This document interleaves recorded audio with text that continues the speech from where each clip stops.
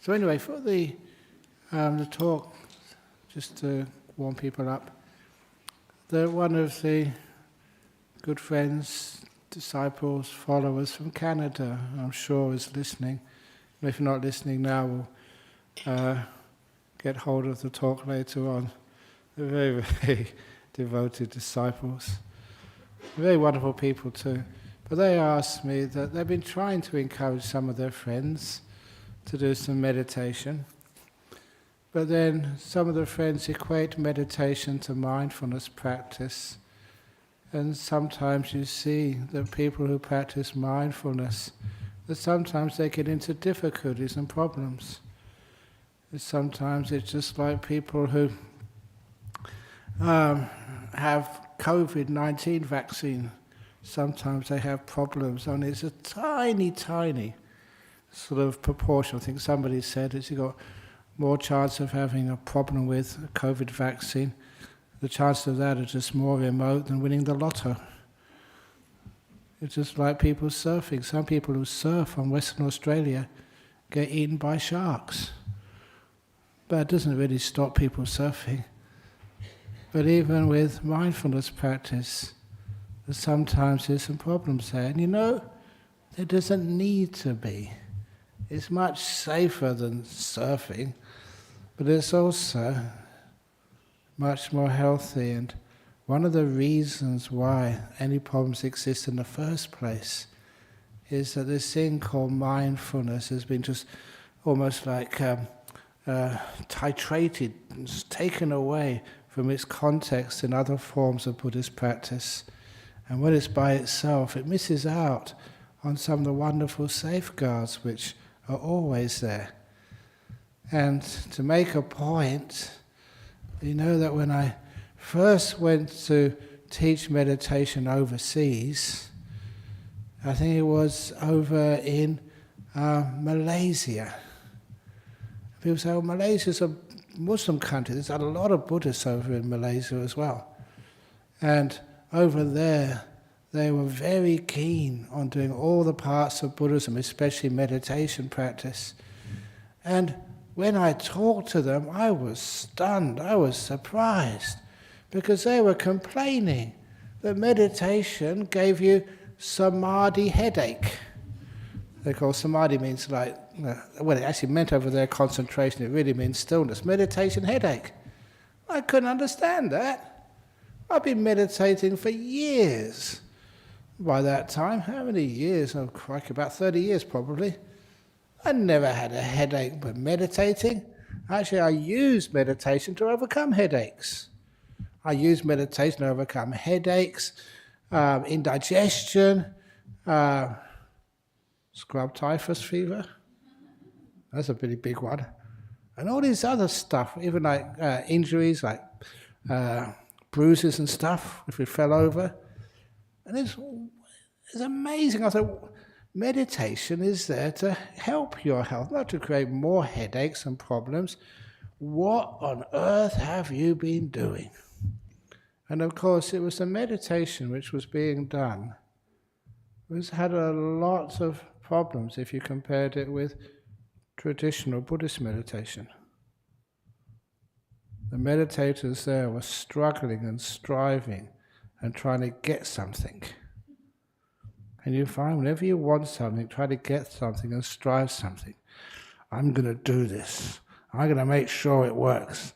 I'm going to be my own story. I was still a layperson. Really started doing some meditation. And it was the Wesak time. This was celebrating the birth, enlightenment, passing away of the Buddha. And when I heard the story of the Buddha's enlightenment, what I heard was that Buddha sat under the Bodhi tree and he made a resolution, a determination. I'm going to get enlightened right here. I'm not going to move, even if my blood dries up and my bones turn to dust. I'm not going to move from this seat until I get full enlightenment. Being stupid at the time, I thought that was really cool. So you know what I did? I went back to my room. I put a couple of cushions out. Stupid young man. I was about 18 at the time. You know, 18-year-old men. Any 18-year-old men here? Don't admit it, don't admit it. I mean, no, you're not 18, you're much older than that. I said 18, not 80. So, I sat down on that cushion, I made a resolution. I'm as good as a Buddha. I was in India, he didn't have an education. I thought like that, really arrogant. And my maximum amount of time I could meditate for at 18 was about 20 minutes. And that was pushing it. 25 sometimes on a good meditation. So I sat down and said, forget about all of that. I'm not going to move. No, I've got to get enlightened. I want to get it out of the way. I've got many other things to do in my life. I sat there and made the resolution, I'm not going to move until I get perfect enlightenment. Or, you always got to have an alternative. Or, my blood dries up and bones turn to dust. I actually made that resolution. Honestly, I did.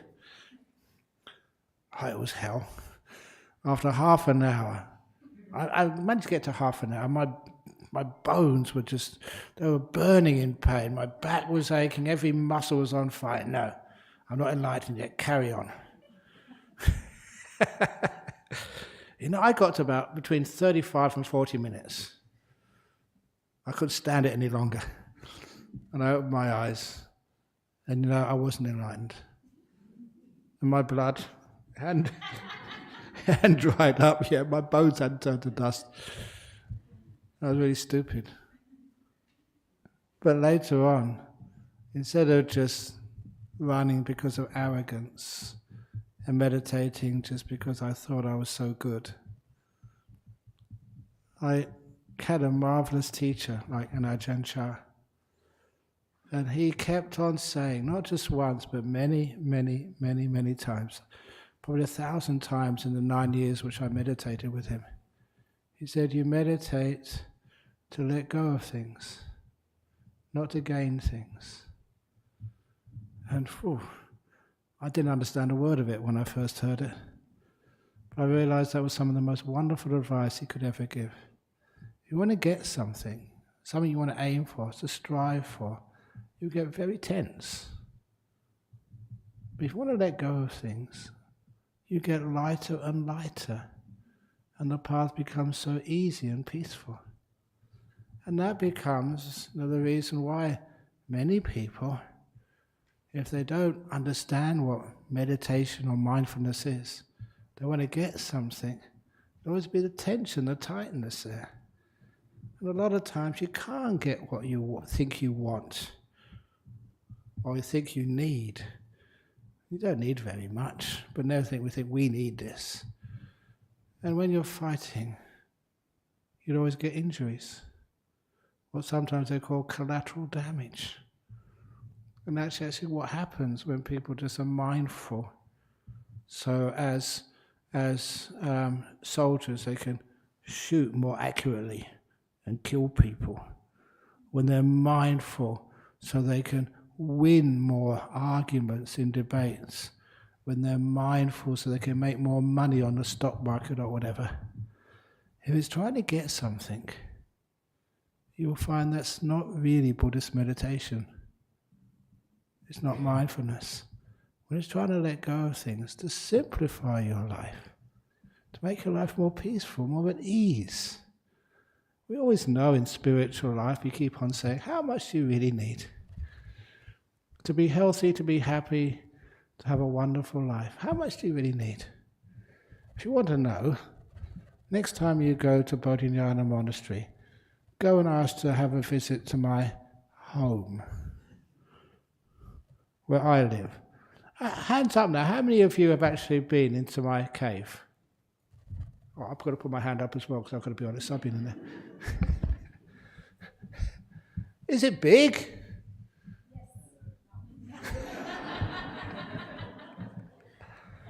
It's big in peace. It's big in freedom. It's a tiny little cave. And that's all I need. I've got a toilet round the back.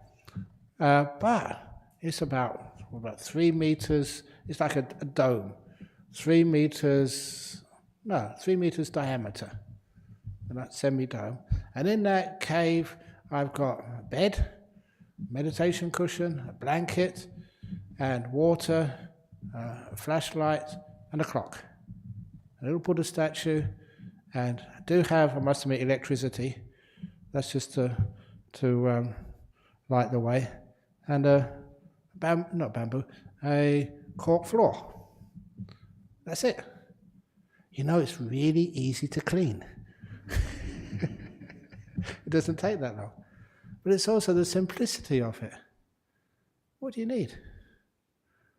So a lot of times, even in life, when we simplify things, we find that life is much more peaceful.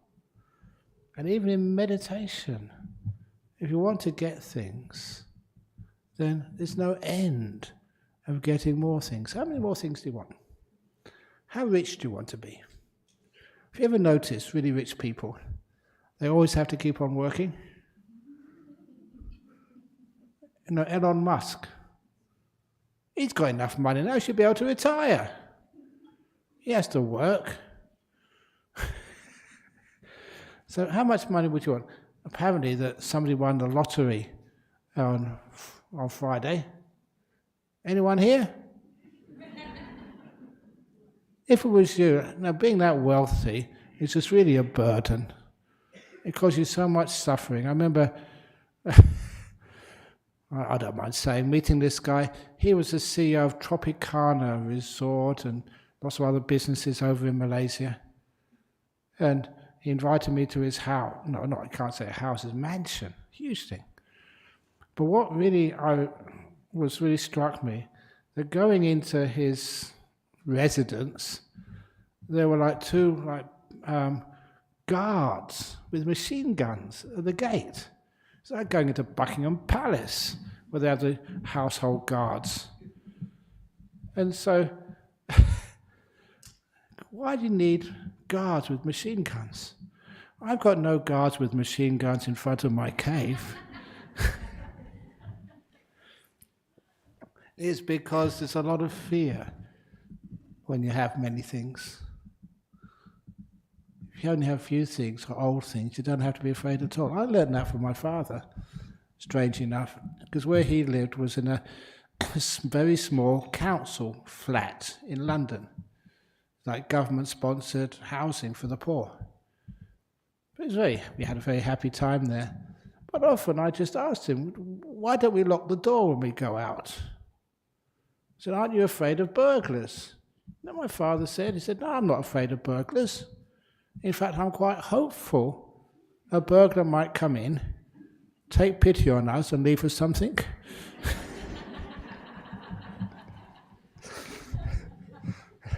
So at least he didn't have to worry about anything. Not worrying about anything. Great peace and happiness, contentment. So that's also one of the reasons when you're not worrying about attaining things or attaining, getting things, but you're more happy with emptying out your mind, then actually you're meditating in a proper way. And where that comes from, if anybody wants to check me out, that comes from the second factor of the Eightfold Path. Meditation is a whole path, Eightfold Path. Meditation, the deep meditations are the last factor. Mindfulness is the seventh factor. The second factor is of the right ways of what we call right motivation. And Ajahn Brahm keeps calling it intention, but I prefer motivation, where you're coming from, not what you're trying to achieve. Because the right motivations, there's 3 right motivations for meditation. If you do your mindfulness practice with these 3 motivations, you're really safe. The first motivation is called nekama. It's a Pali word, it means letting go, renunciation, giving up, simplifying. I knew that's really Buddhist. They were supposed to live simple lives. Very few people live simple lives these days. But we really try as best we can as monks, and nuns, to live simple as we possibly can.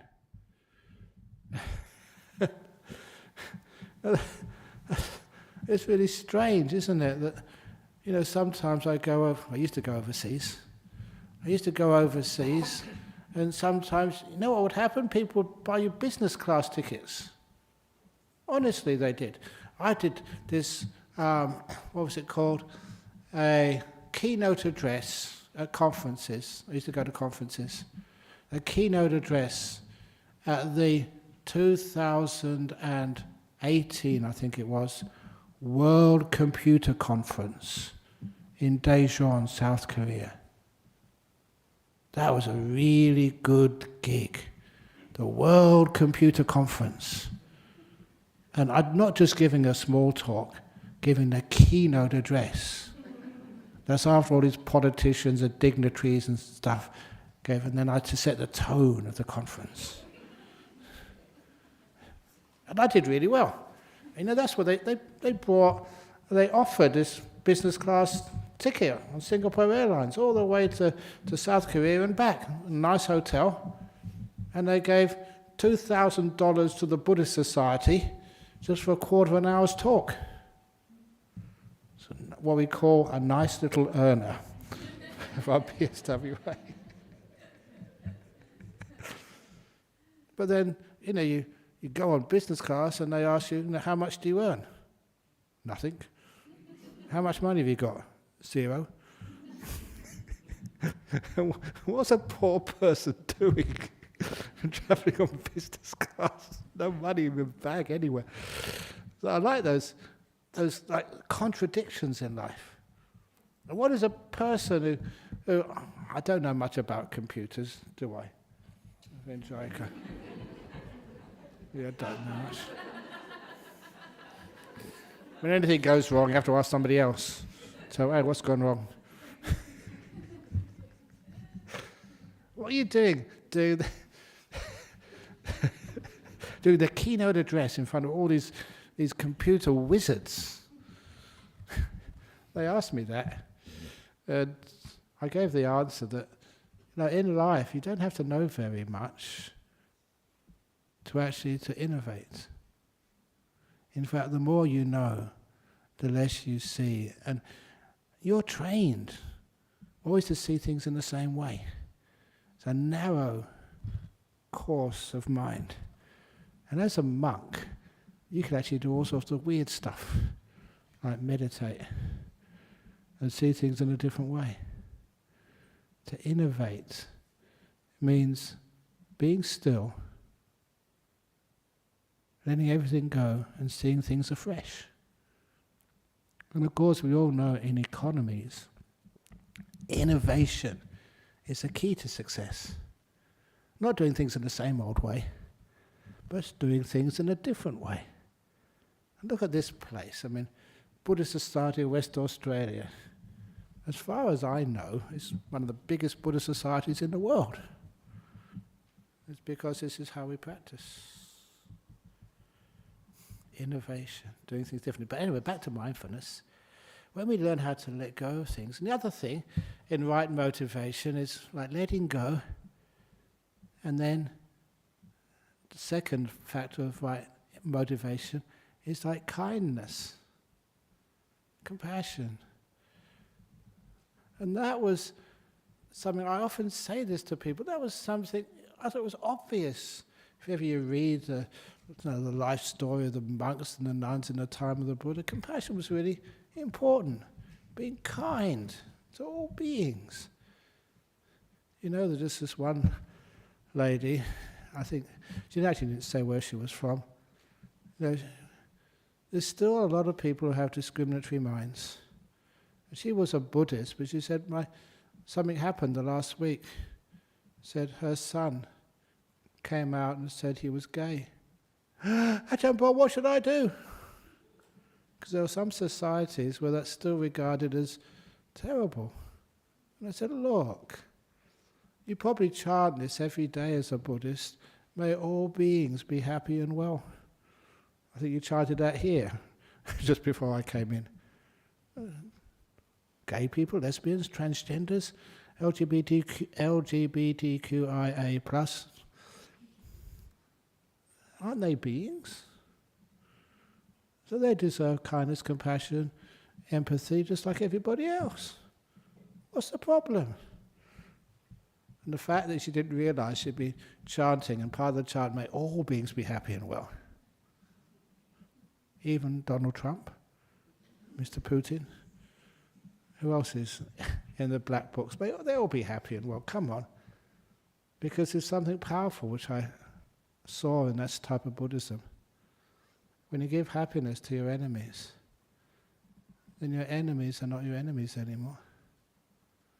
It's weird, but they become soft and peaceful. And where this comes up, I wanted to bring this up, was, sometimes when, I think this BBC article I read a long time ago, said one of the problems with mindfulness, they get you to actually just allow things to be. That's not good enough.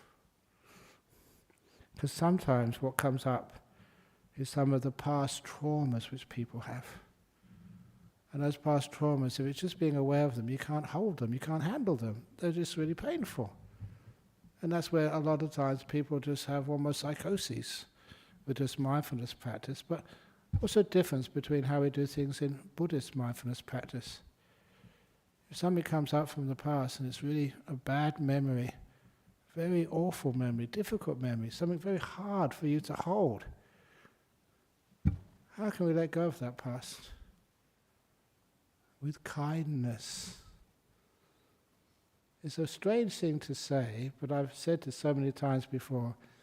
If you're meditating and your mind just wanders off to the past because something really hard happened to you, or a repressed memory comes up into your mind and it's a painful memory, what do you do with it?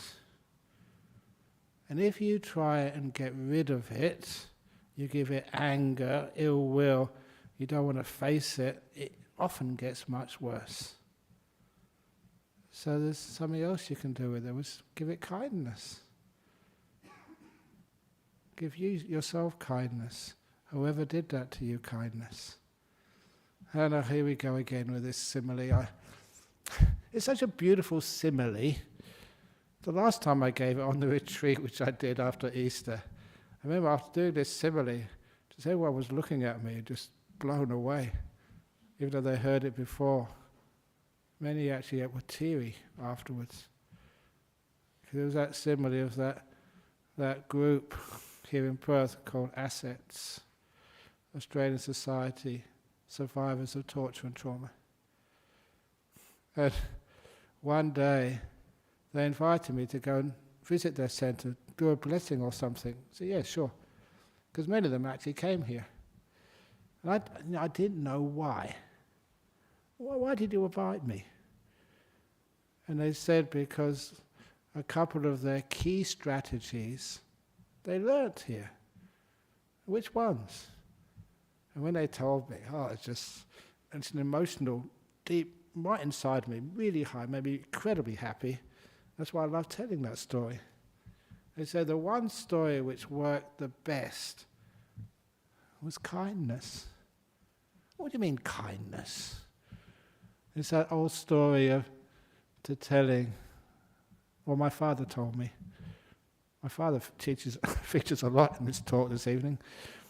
My father used to tell me, just, son, wherever you go, whatever you do, however you turn out in your life, he said to me when I was about a 14-year-old, still uncertain in life. He said, whatever you do, the door of my house will always be open to you. And of course his house was a council flat with hardly anything in it. But you know that sometimes somebody says something, maybe here, maybe a friend, maybe something you read or hear, it's so you know this is important. And I remember that as a 14-year-old boy, that this is important. I don't know why, I can't understand it. Because boys' emotions are not very developed. But I remembered it enough that when I became a monk, and one of the nice things about being a monk or a nun, you have time. You have time to really figure out your emotional world and what it means. And that was one of the unfinished business I had with my father. He died when I was about 16. What did he really mean by that? And of course, you've heard me say this before, it became the title of my first book. What he meant was not his house, he meant his heart. He said, whatever you do, however you turn out, whatever happens to you, the door of my heart will always be open to you. When I realized that was his meaning, that hit me so deeply. It was the first expression of unconditional love that I could really understand. And it made so much sense to me. And of course, a father to his son was so powerful. I wish I'd understood that when he said it to me, how powerful it was. And of course, that story, which even here I can see you're looking at me, and it's meant something to you already. That meant something to a couple of psychologists, psychiatrists who would come here and then work with people who had been very badly abused overseas, and people who had survived somehow. When I heard some of their statements, I don't know how they could survive some of that abuse, physical, emotional, in some of these regimes overseas.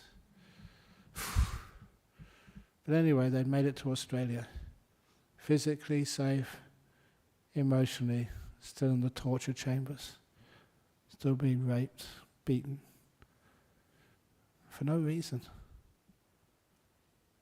I've had a very simple life, so I can't really just understand just how they must have felt, and just how they survived is beyond me. But now they're here, they're still carrying that huge burden. And how they overcame that burden. And that's just, because I developed that story and taught it, that gives me so much joy.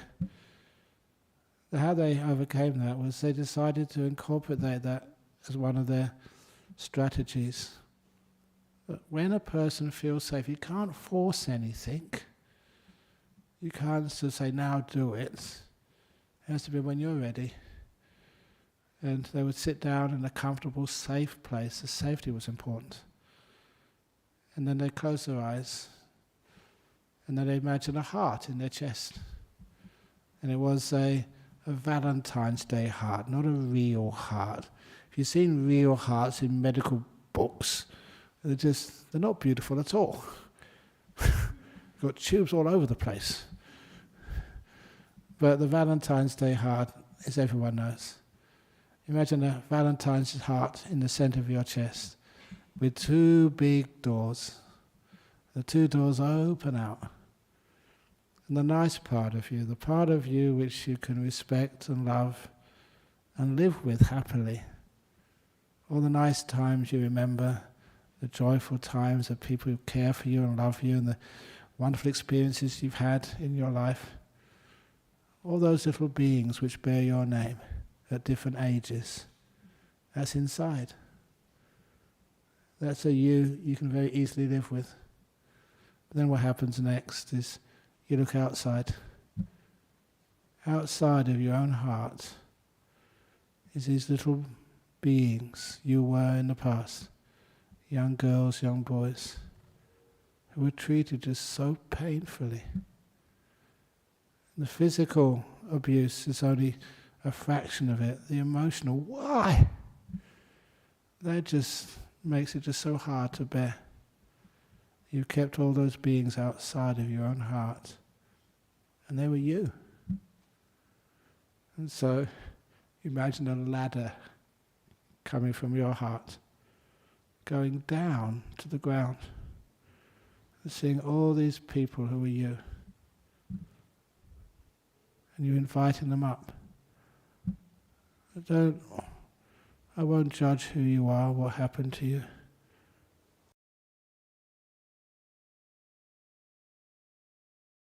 No matter who you are, come in. And to do that is just one of the most courageous things you could do. invite those little beings who you're trying to just forget, trying to ignore, trying to cover up, trying to get out of here, get away. You don't belong with me. You were just so painful. You allow them all to come up one by one. So little beings who've been alone and separated out of your heart for so many years. And you embrace them.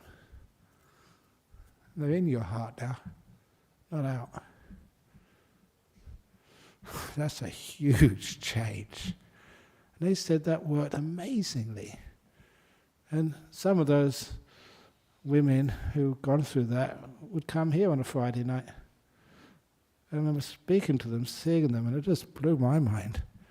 And they told me what they've been through, and you look at them now, and wow, they were just some of the amazing heroes, so strong. They were like saints. I said, that's who I am. And they don't traumatize themselves with that anymore. That's an extreme. I mean, we've all been through some pain and difficulty in our life. There's things we'd rather forget. Well, why don't we invite that in instead? Embrace that, that's who you are. It's your life.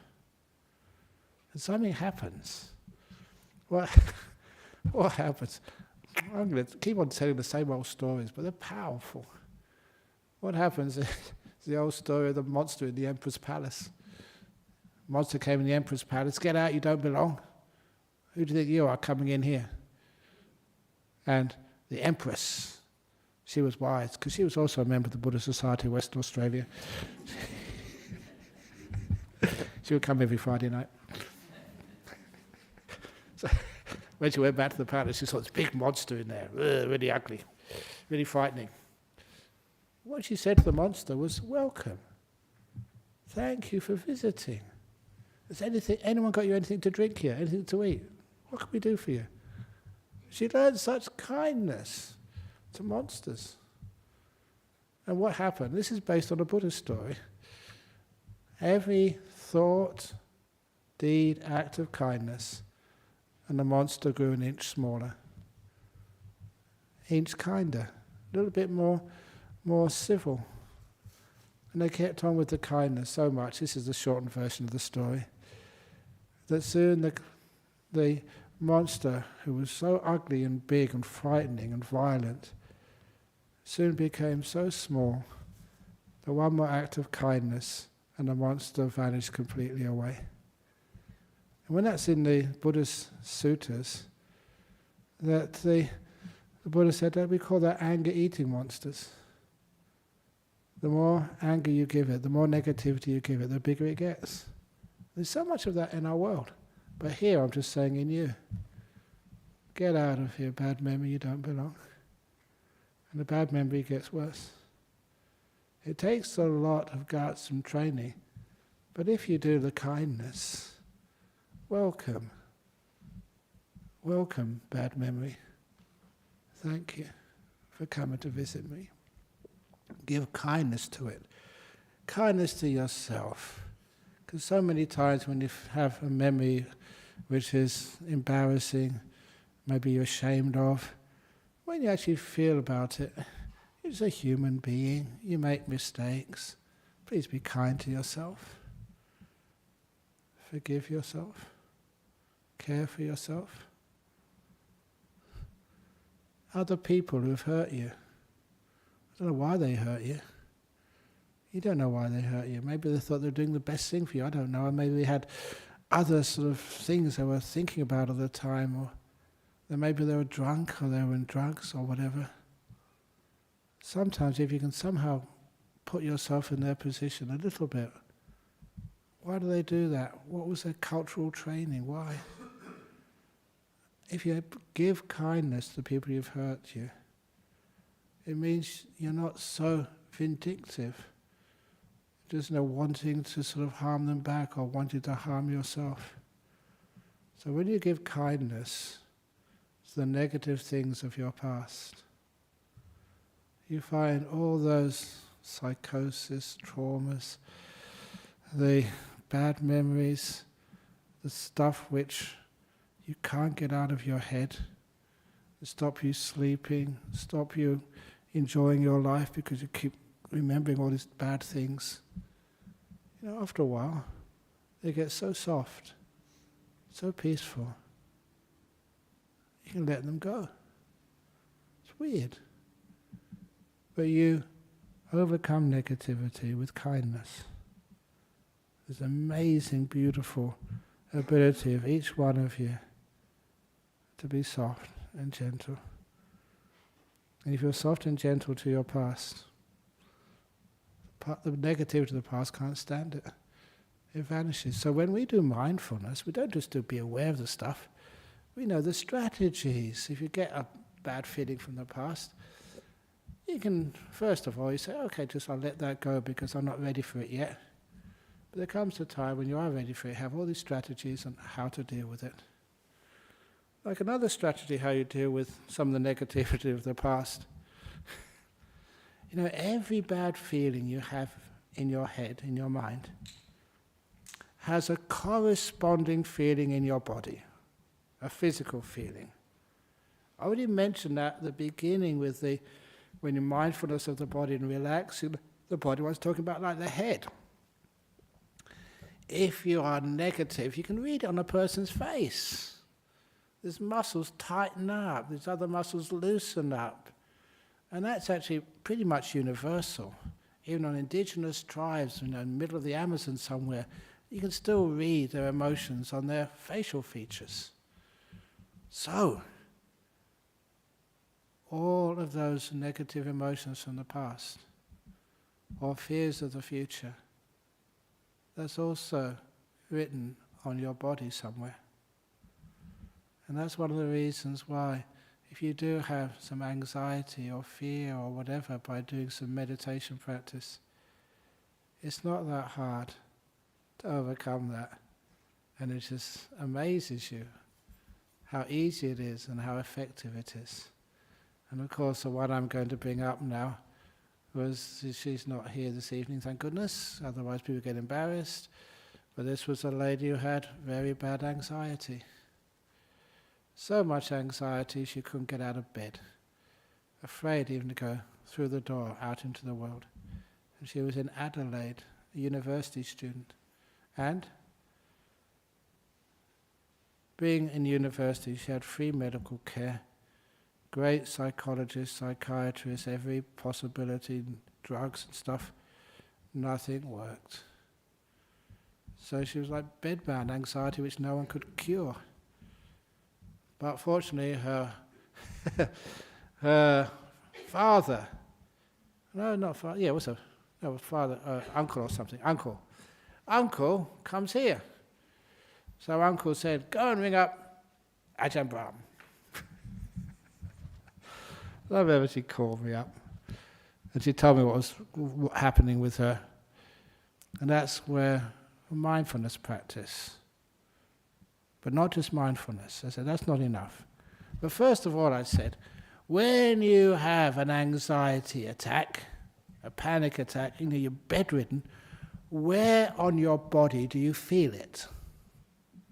I wasn't asking about her mind, her emotions, because that was just too strong for her to really get to know. Where do you feel it on your body? She said, in my chest. So not good enough. I want to know exactly where. She was studying dentistry, so part of science. I want coordinates. From your navel, your belly button, I want centimeters, millimeters even, to the center of the feeling in your chest. And how far does it extend? Is it a circular, or is it ovular, or is it a square? I want you to describe it to me accurately, with dimensions. Is it more to the left, more to the right, or really central? And give me a call in 3 days.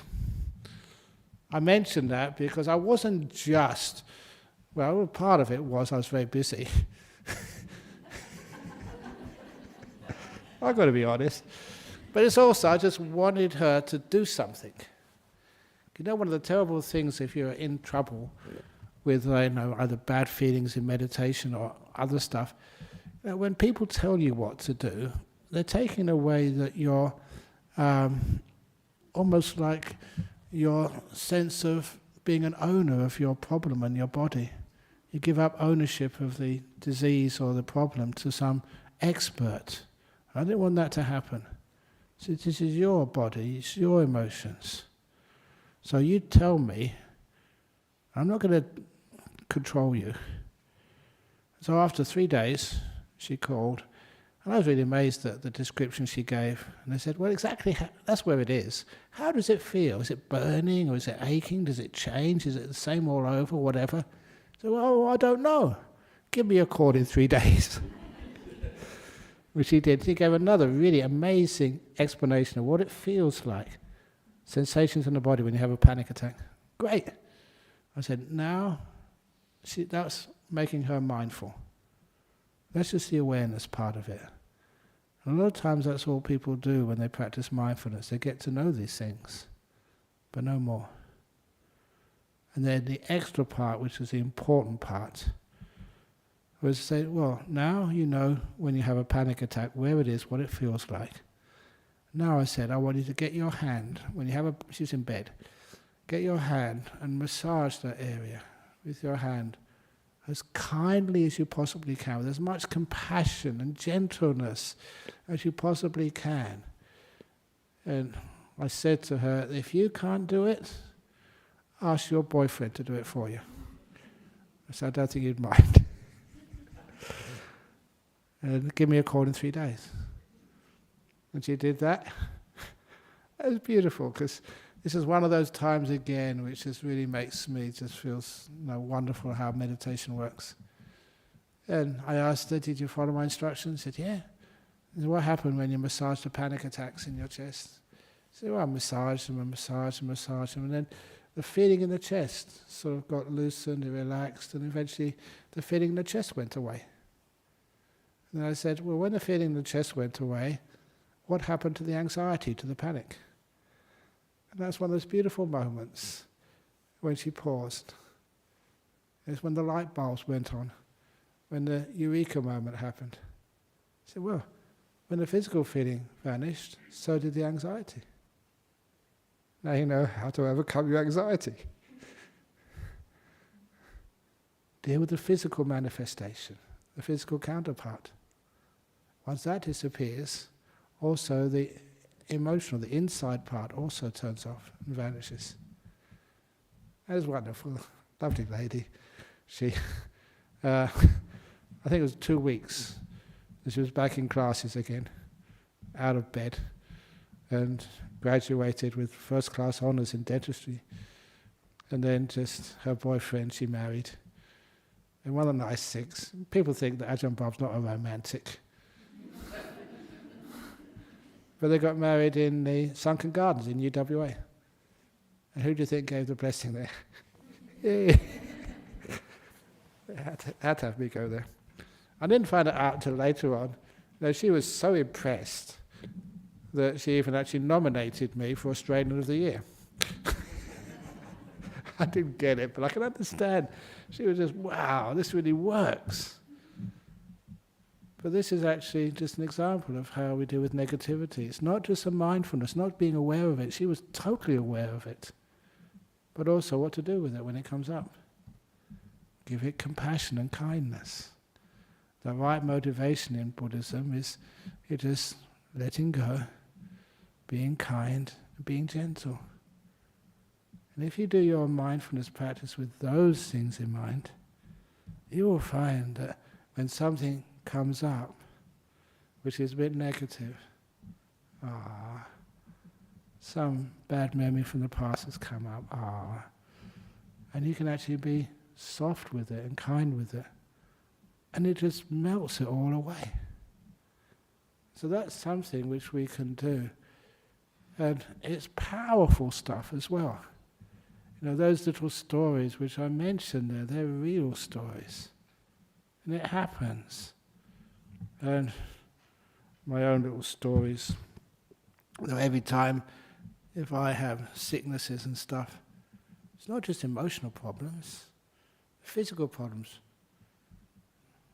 I keep telling the monks, this is an old joke, I keep telling the monks that, it's my 70th year on planet Earth now. In August I'll be 70. So I kept on telling them, said, monks, I'm getting old. And they said, no, you're not getting old. And I thought they would say that because of kindness. They said, no, we're not saying that out of kindness to you. We're saying that out of truth. You are old, you're not getting old. You've already arrived.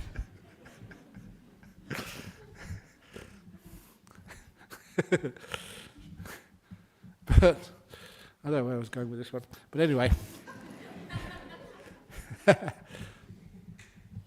So many times in my life, you have sicknesses. And some of those sicknesses which I've had, you try and take medicines and stuff, and quite honestly, these days I much prefer doing kindness to any sicknesses which I have, awareness and kindness. You're looking at my body, where's the problem? Well, it's there. You may have like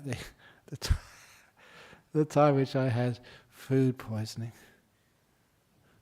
real food poisoning, in my where was it? In my cave. I was screaming.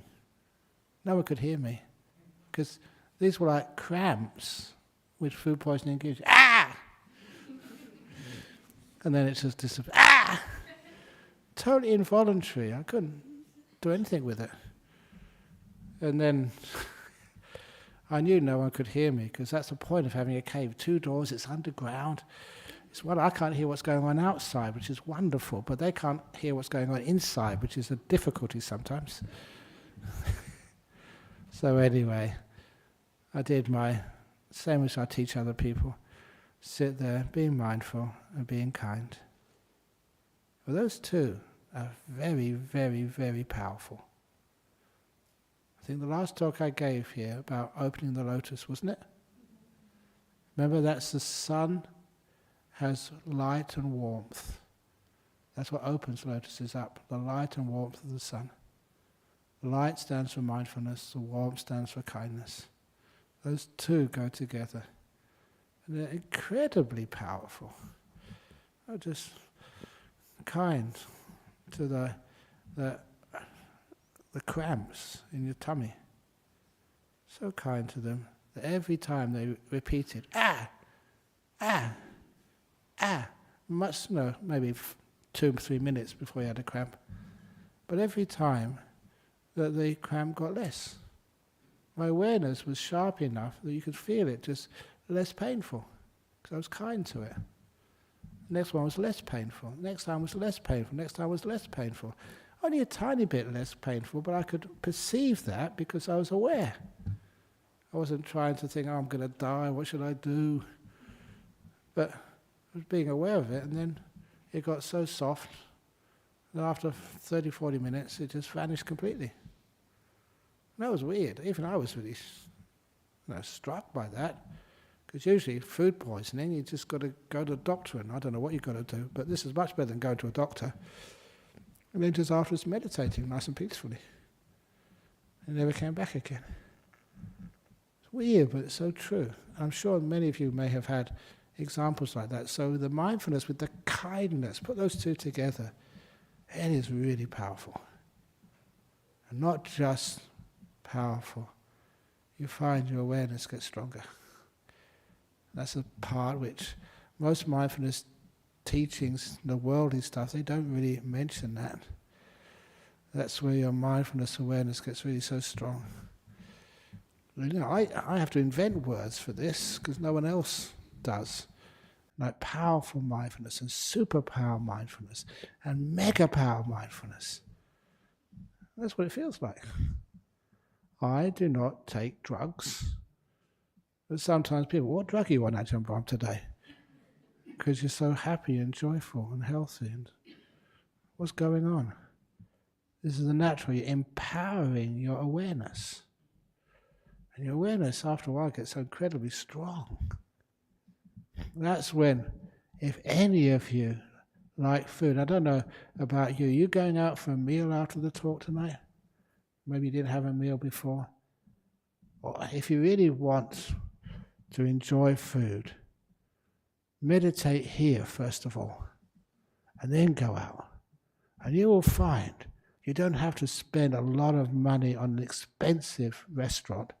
Just go around the corner to was it McDonald's? And you just bite into that, whatever you're biting into, and it'll taste out of this world.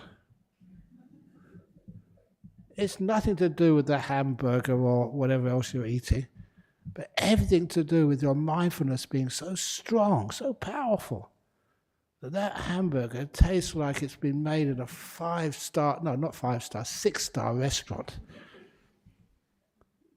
It's not what's in what you're seeing. It's not what's in what you're eating. It's everything what's in your mind. Your mind is clear, sensitive. And if you hear any music, wow, it thrills you. Because you're picking up everything which is being there in the sound.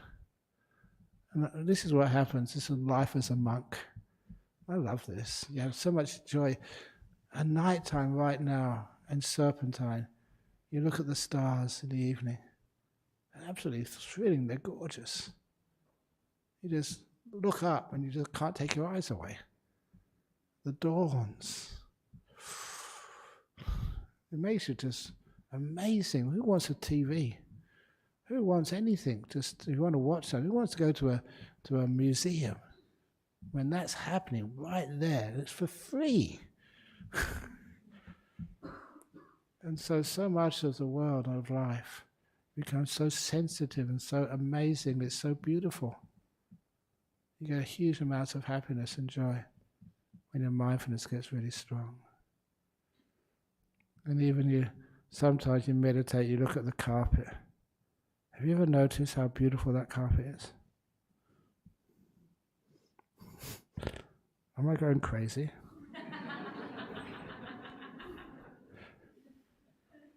The point is that when your mindfulness gets strong, every shade of those light blues and dark blues and reds and yellows and whites, and the way that they interact together, and the texture of that carpet, it just really comes out and blows your mind.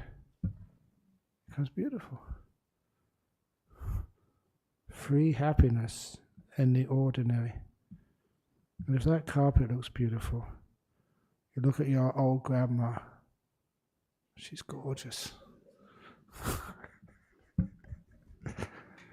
And I'm not joking. That's what happens. Superpower mindfulness, and you see beauty in so many things. In your past, in your future, in your people you live with, in your children, in your partners, in your grandparents, in your monks, in your nuns, in your politicians, in the police who stop you. You know, sometimes I just wonder that people like being around monks. That's what you do anyway, because you come every Friday night. But why? I always remember that one politician, apparently she's still in politics, that's Alana McTiernan. Years and years, about 20, 30 years ago or something, she was in politics and we went to go and see her for something. And afterwards, after we talked to her about something, she had some really wonderful advice. And she got off her seat and instead of letting her secretary take us to the door, she escorted us to the door with kindness. And she said, I really enjoy people like you coming to my office. And she meant it with sincerity. And I always wonder, why did she say that? It's just because, the monks and nuns are kind. Well, generally we have something to complain about, but we don't do it. You should do this. Why are you doing that? We pay you. Notice you could feel the kindness there. The gentleness, the beauty, the peace. So that's what happens when you're mindful and kind. You make friends in the weirdest of places. So anyway, that's the talk for this evening. The mindfulness by itself, I agree, can have some problems.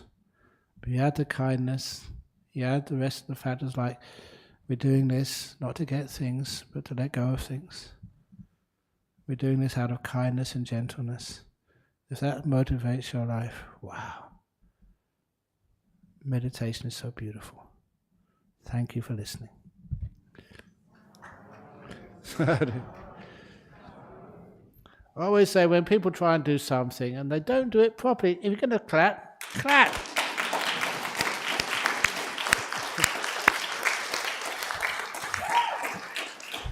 Scream, I don't know about screaming, but anyway. Thank you. First of all, any questions from the people here? Yeah. But before that, I would like to clarify. ESWA is not sponsored by McDonald's. No, it's not. Ajahn, how do we apply loving kindness in a, say, not-for-profit organization? Yeah. Again, Buddhism is one of the few non-profit religions, because we don't believe in profits. You know, Jesus was a prophet, other people are prophets, but we don't have profits in Buddhism. We're really Okay, it's an old bad joke, but never mind.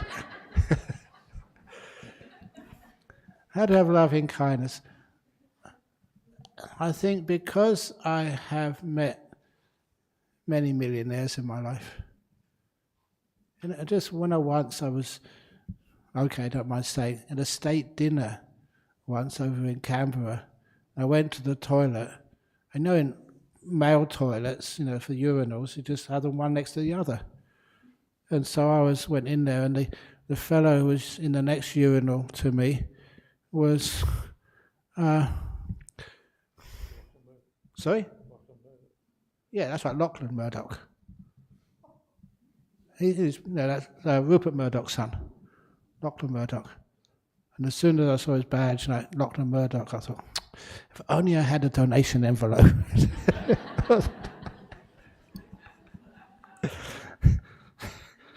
But like one of the people I think I quoted recently, he was the head of the Changi Airport Corporation many years ago. And it was just the day before he was opening Terminal 4 in Singapore. And he was next to the head of Keppel Shipping, who was the highest paid CEO in Singapore. So these were Buddhists. And they said, how do you do loving kindness and put Buddhism into your business? And I remember the head of Changi Airport Corporation, he said, people go to work every morning and they expect to be happy. But how many of you go to work in the morning with the resolution to make someone else happy today? So that's why you don't feel any happiness. You expect someone else to make you happy, but you don't go to work with the main desire of, I'm going to make someone happy today. So just changing a person's attitude a little bit. I don't know where you work. I work in BSWA. So I often go to work on a Friday night. I'm going to make somebody happy tonight. So you put happiness in there instead of expecting happiness to be given to you. You become proactive. So that's one way in any organization you can actually put some joy and happiness in there. It's wonderful when that happens. Human beings are just gorgeous people. And they just need to touch that goodness. I just remember because I don't know why I got involved in Curtin University of all places, but I was given the John Curtin Medal there once, and so I often go there for one reason or another. But it happened over here. There was a Sri Lankan woman, and she would come here not that often because she was very busy looking after 2 children, and her husband was actually working 2 jobs to get enough money because the wife was actually doing a training in nursing at Curtin University. And unfortunately that one night, double job, not enough sleep, he crashed the car and killed himself. And it was a tragedy. Just trying to work too hard. And the wife, with 2 kids, no way she could pay the tuition fees at Curtin. So I got on the phone to the Vice-Chancellor, Jeanette Hackett. She became a good friend. I confess this, that on one occasion she was just retiring. Ajahn Brahm, I just love my association with you, she said, I'm going to give you a hug. You're not supposed to do that to a Buddhist monk. But she was too fast for me. It was only once.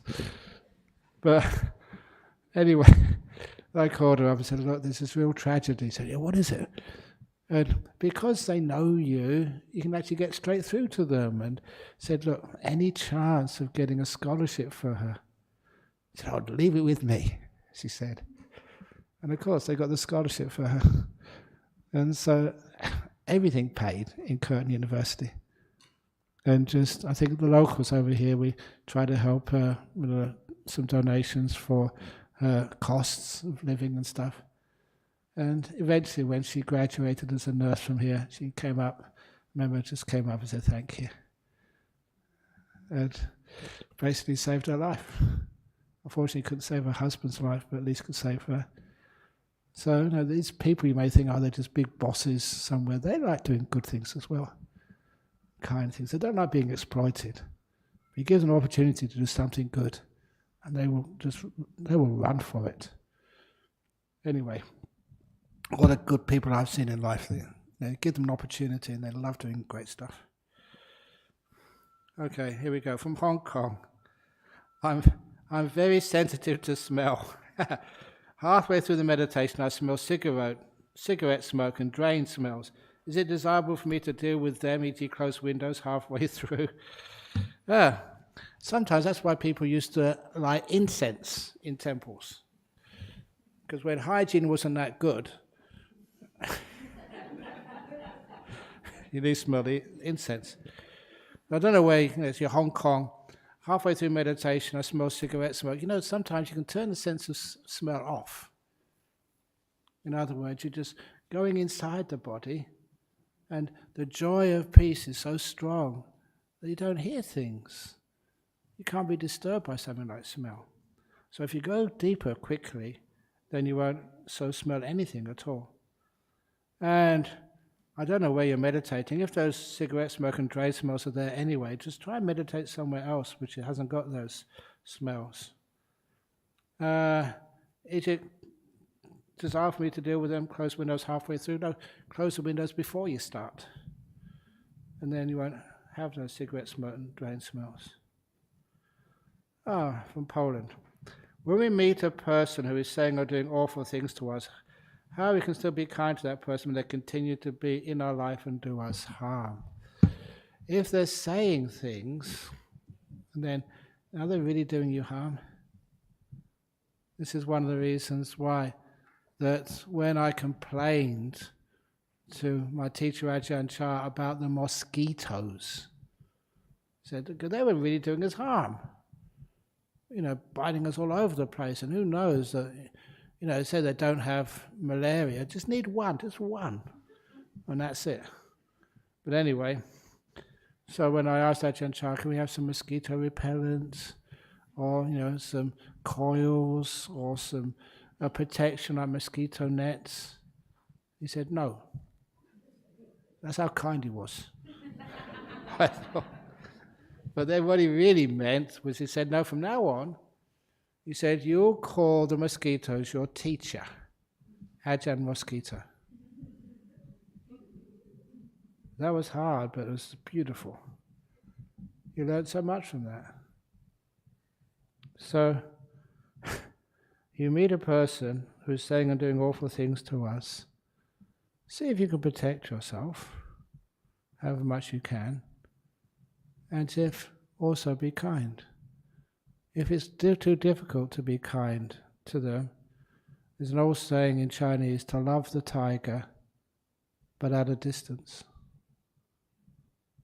So you can move away from them a little bit. If they are doing awful things to you, again, sometimes you have to call the police. If they're really doing you physical harm. But sometimes, if not, okay, here's another story. This is after about being here about 9 or 10 years. I've been here now 37 years or 38 years in Australia, in Perth. But anyway, this woman came to see me once, and just after one of the talks, just before this hall was made, we had our talks in the community hall, and she came and said, "I've just come to thank you for saving my marriage." And I asked her, what have we done? And then she told her story. And this is not an example to be followed, but this was the days when there was very little support for women suffering domestic violence. And she said her husband was being violent to her regularly. And she said she came to this place not to learn Buddhism, but at least when she was here she felt safe. A couple of hours when she wasn't being hit. That was really extreme. I never knew anything about that, but she said she kept on coming here and she learned the kindness and just focusing on the positive, the watering the weeds and not the... sorry, no, I got that wrong, didn't I? Yeah, watering the flowers, not the weeds. And she said she practiced that, it took her 7 years. And she said, and then you got these little meditation stools, you can see them in the back over there. She said, "You see this meditation stool?"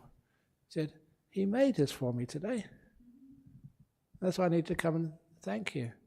He said, "If he made something like this 4 years ago, it'd be to hit me with." And it was really gross, but then I saw her. She was this really beautiful woman. You know, not just like a supermodel, but just her eyes and her goodness. She was again like a saint.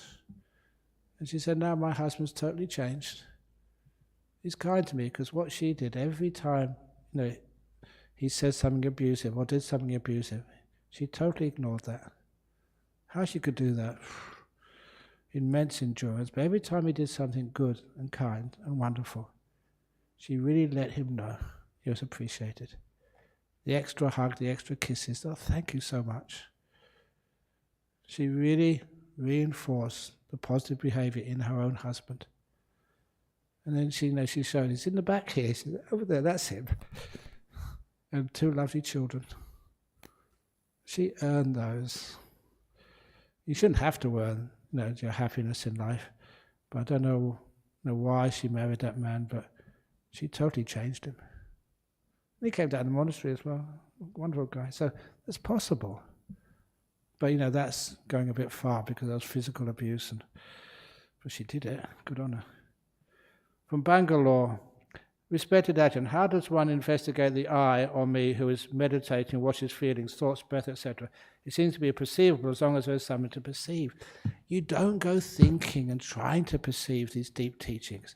You let these deep teachings come to you. So in other words, things start to disappear. You relax to the max.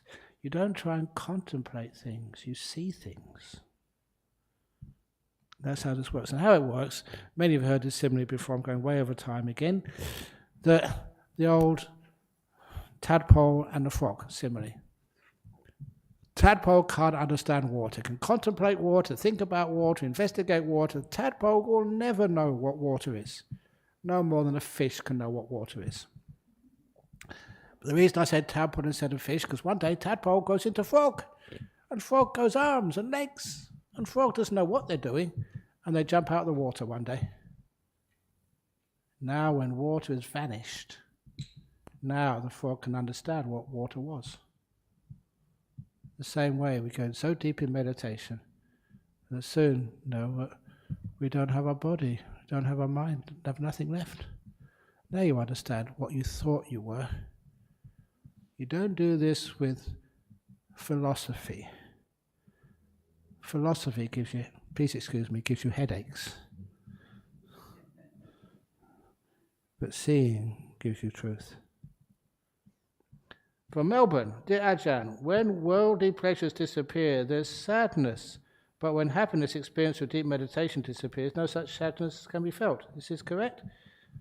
The deep meditation disappears, no such sadness can be felt? No, because it's a happiness of contentment. Contentment means you're happy no matter what. It's contentment of having no desires, the freedom from wanting. When you don't want anything, then suffering starts to vanish. From Indiana, Ajahn Bram, I lost my 15-year-old to suicide in December. What would the Buddha say to do to lessen this kind of suffering? Just to understand that your son will come back again. Suffering is not the end of all life. Sorry, no, that's the wrong answer. I'm getting tired. Suicide is not the end of all life. Many times people who commit suicide, they come back again pretty quickly. So the person made a mistake, big mistake, so next time they can come back. And if life is more meaningful, then who would ever want to commit suicide? And I remember just when I was in Singapore, there was one kid just jumped off the balcony of one of these big apartment blocks, killed himself. But the suicide note was in the front page of the Straits Times, and it was just war. It made many people wake up. He said, all I wanted was more time with my parents.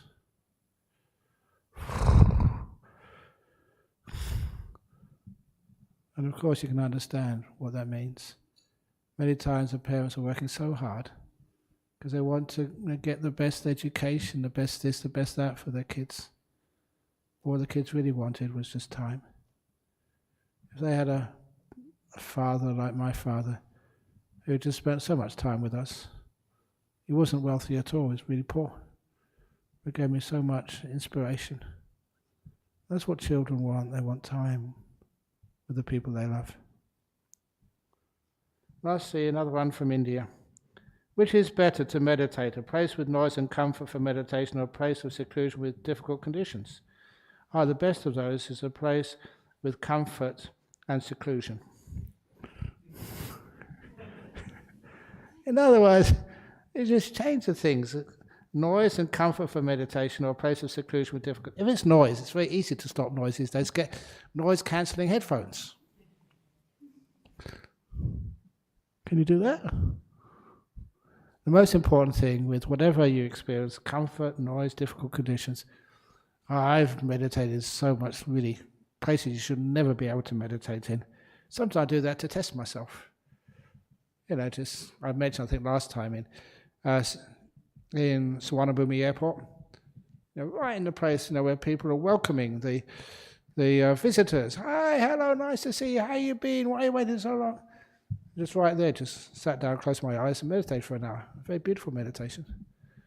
Or uncomfortable. In Hay Street Mall, years ago, there was, might as well mention this, even years ago, the Burmese community were doing a little, bring people's attention to the troubles in that land. It's happening all over again now. But that time they invited me just outside of, what was it called, that church there?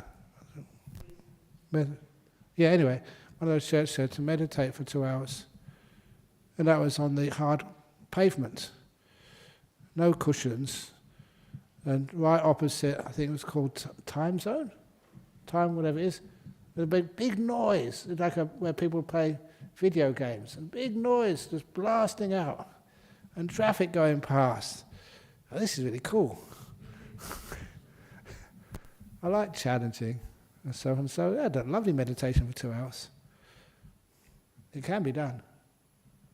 But it's better to find a nice, quiet place and comfortable place.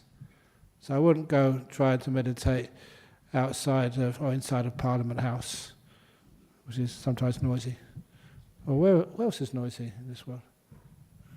I don't know anyway, but yeah, it can be done. So learn in the easy places and then you can progress to the hard places if you need to. Thank you again for listening. Sorry for going on a bit long. So now we can bow 3 times to Buddha Dhamma Sangha, and then those of you who still want to carry on, you can ask more questions in a few moments. And again, my apologies for not being able to speak to you before the talk. We was having an important little committee meeting, so sometimes we have to look after the The Buddhist Society of West Australia's administration. So sorry about that. Doesn't usually happen. Oops, I'm stuck.